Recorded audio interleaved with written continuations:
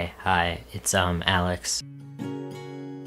Probably none of you know this unless you know me in real life, but I had top surgery on September 21st. This video is going to be about my experience from the consultation to now. I actually typed out an outline for this video, so I'll probably put times in the description that you can skip to if you want to hear about just like after surgery, or if you just want to see my results, which I'll show at the end of the video, then it's all good. I had my first top surgery consultation in June with Dr. Rumer. I went in with my parents, kicked my parents out of the room, gave me a gown to put on. She took like a quick peek at my chest just to determine what surgery I needed, which she determined was double incision, which I mean, I felt was pretty obvious because I had a larger chest. She showed a presentation on how she does the double incision and explained what to do before, the process she actually takes during surgery, what she actually does, and what to do after with scar treatment and stuff like that. And then she let me ask questions. After that consultation, I decided that I wanted to keep my options open. Not that I wasn't impressed with what she had said to me or told me, I just wanted to make sure I was making the right decision. I had another consultation with Dr. Serletti. Did I say that right? This consultation was kind of, let's just say Rumer was better prepared, and you can tell that she's been doing this longer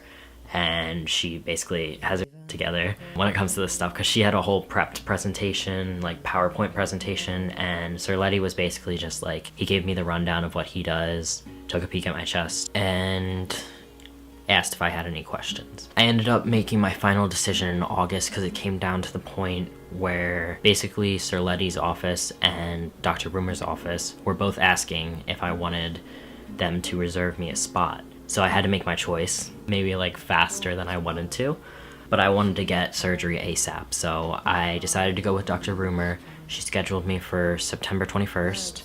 I had my pre-op over the phone, and they basically told me I had to go off testosterone for 2 weeks before the surgery, 2 weeks after, which I was not super happy about because most surgeons do not make you do that. And she said during the consultation that it was to avoid some issues with bleeding, but I don't know, whatever. And they also told me I had to start taking arnica. They're like little balls, the arnicas. So I had to take 4 little balls of arnica starting about 2 weeks before surgery and lasting about 2 weeks after surgery. Yeah, probably. And basically arnica is supposed to help with the bruising and the healing process, so that's why she made me take it. I then had to go in for pre-op photos, which was pretty quick. I didn't even have to make an appointment for this. They told me I could just come in whenever was convenient for me, and they took me right back. The whole thing took like 5 minutes. It wasn't as bad as I thought it would be. They just had to take pictures of me from like the front, the side, and the other side, and yeah, it was pretty much done with, just to track my progress. So the night before, I couldn't eat past midnight, and then I couldn't eat the day of either because the anesthesia and stuff like that. So the night before surgery, the hospital called and told us that we had to be in there at 7 a.m. The day of the surgery, I basically woke up, I showered with the antibacterial soap, and my family and I left for the hospital. When we arrived at the hospital, they told us to go to the surgery waiting room. I was actually in the elevator going up to the surgery waiting room with Dr. Rumer. So we kind of just like got there at the same time, which was nice because as soon as I went back to the surgery waiting area and got my gowns, she immediately came and basically she lifted up the gown and marked my chest with where she's had to make the incisions. After that, I waited for a little bit, and then a nurse came and started taking my information, and I had to sign a few things, as you do before surgery. I still had to wait around for a while because there was another person ahead of me, which I was in the same room as them. And once they got taken back, I still had to keep waiting. Eventually the anesthesiologist, I hope I pronounced that right, came and she gave me Tylenol, and she also put an IV in my hand. After I got my IV and I took the Tylenol, there was more waiting. I didn't actually go back into the surgery room until about 10 a.m. and I arrived at 7 a.m. The last things I remember are being wheeled down the hall in my bed that I was in the waiting room in, and they brought me into the surgery room. They moved me from the bed to the surgery table or operating table or whatever you want to call it. And basically there was this, so the table was like this, and then at the top there were two like metal things in like a T shape that they strapped my arms down to, so I was like laying back like that to keep my arms out of the way while they were operating on my chest. They strapped me down, hooked up my IV, and they also put the compression boots on my feet and gave me blankets and stuff. That's honestly the last thing I remember. When I woke up, I was in a bed, and I'm still not sure where exactly in the hospital I was. I remember there was a nurse that I hadn't seen before, and she's trying to get me to eat and drink, but I wasn't really hungry. I was super thirsty because my throat hurt. My throat hurt because they put the breathing tube down your throat, so the next few days after surgery, your throat is kind of feeling like dry and hurts. Like, it just feels like a sore throat, basically. It's not that bad. Lots of fluids. I think I took maybe like a bite out of a cracker and had some water or ginger ale. I'm not sure which one. Eventually, I'm not sure how long after, because I was kind of like in and out at this point still. They moved me to a chair in a different room, and I still, for the life of me, cannot remember how I got from the bed to the chair, or like the ride to the...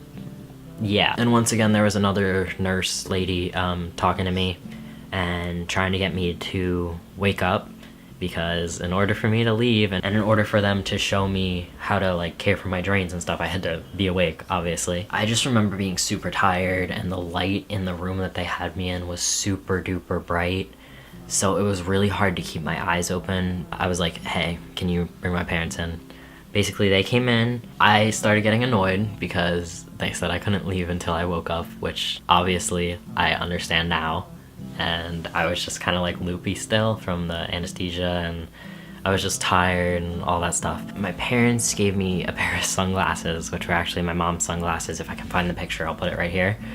And that kind of helped me be able to wake up and open my eyes. The nurse came in, and she came in with like a little thing to like empty my drains into, and she showed us how to go about emptying my drains, gave us the sheet that we needed to log how much blood was coming out of each side of my drains. She kind of just then told us about like the limitations, about how I couldn't shower for a week, how I had to sleep sitting up and stuff like that. Once they were gonna let me leave, the nurse gave me a plastic cup that was like that big, and that was for if I puked in the car, which I didn't, which was good. But as soon as I got home, I threw up, which was not good. So the anesthesia upset my stomach and was making me throw up for a few days after surgery, which was not fun and also hurt and was bad. So there were these gauze bandages that were on my actual chest, and then there was another thing wrapped around it, and that was super tight. It hurt, and it was miserable. Did I mention it was miserable? And then I had the drains hanging down on either side. Sleeping, let's talk about sleeping. I had to sleep sitting up for the first week so the drains could drain out properly, because if you're laying down, you know, like, gravity is a thing. So I tried setting up a bunch of pillows in my bed. That didn't work, and it was hard to sit up on my own. So if I had to pee or something during the night, that would have been real bad. So I ended up sleeping on the couch for a whole week with one of those neck pillow things, like the travel pillows. I also wasn't allowed to shower that first week. Lots of dry shampoo was used. My parents had to empty my drains every 4 to 6 hours. You had to measure it into a cup and then log how much came out of either side of it. My left drain actually ended up producing darker blood and less blood than my right drain, which progressively got lighter throughout the week and was pretty much like draining a lot until the very end. I had my appointment scheduled to go get the bandage taken off, and before that I ended up taking like some oxy. I was really scared that taking the drains out would hurt, because I had heard like varying opinions on if it hurts, if it just feels weird. And for me personally, it just felt weird. It felt like someone pulling tubes out of view, which is literally what it was. When I got to her office, they took me back right away. A nurse came in and started taking my bandage off, which was great. I also wasn't allowed to film. I asked, or else I would have put that here. Once the nurse took the bandage off, Rumer came in and a whole crew came in. They leaned me back in my chair, and I was feeling super nervous, so like they asked me if I needed water or anything, which was super nice, but I was just like, nah, it's like fine. It felt really, really weird to just like lay back and like have the bandage off because I hadn't laid down in a week, and it was just a weird feeling, and it like felt like pressure, and it was weird. Taking the drains out, they did it very quickly and it didn't hurt at all. Like I said, it just felt strange. After that, they explained that I could shower the next day, and that after my showers I had to take Neosporin, put it on non-stick pads, 2 non-stick pads, and put it on my nipples before wrapping my chest with an ace bandage that they gave me, which was like one of the soft ones with like Velcro that sticks to itself. And I had to wear that pretty much whenever I wasn't in the shower. I had to wear the ace wrap for 3 weeks. And let me just mention, if you have to do the ace wrap thing, it gets really stinky because it's kind of like hard to clean yourself and like scrub under your pits if you can't lift your arms up. So that's just a pro tip. Just make sure you... Honestly, I would suggest getting 2 of the ace bandages because then you can wear one while the other one's being washed, because it does get really like gross. Forgot to mention this, but during the 3 weeks where you're able to shower again, you have to face away from the stream so it doesn't hit your chest. So basically washcloths are super helpful with that, and those like back scrubbers, very good. Would suggest getting them before the showering comes back into play. So I'm now 1 month post-op, which is, it's just like a really great feeling, and I'm so happy I made it through the beginning of the recovery process because it was super rough, and no one really talks about how emotionally taxing it is on someone, that especially that first week. It was really super hard for me, and it was like a really, really low point. And I know what you're thinking, you know, you just got this amazing surgery, like how is that gonna be terrible? It was just like the whole like not sleeping well thing, and just it was painful and just miserable. I saw her last Thursday. She told me that I didn't have to wear the ace bandage anymore. I didn't have to put any more Neosporin on my nipples, and I could now just like shower regularly and like face the stream and everything and like let it wash on my chest. She said everything looks good, but I might need a revision on my left side, like under my arm area, which is the side that wasn't draining as much, so I think that maybe has something to do with it. That all depends on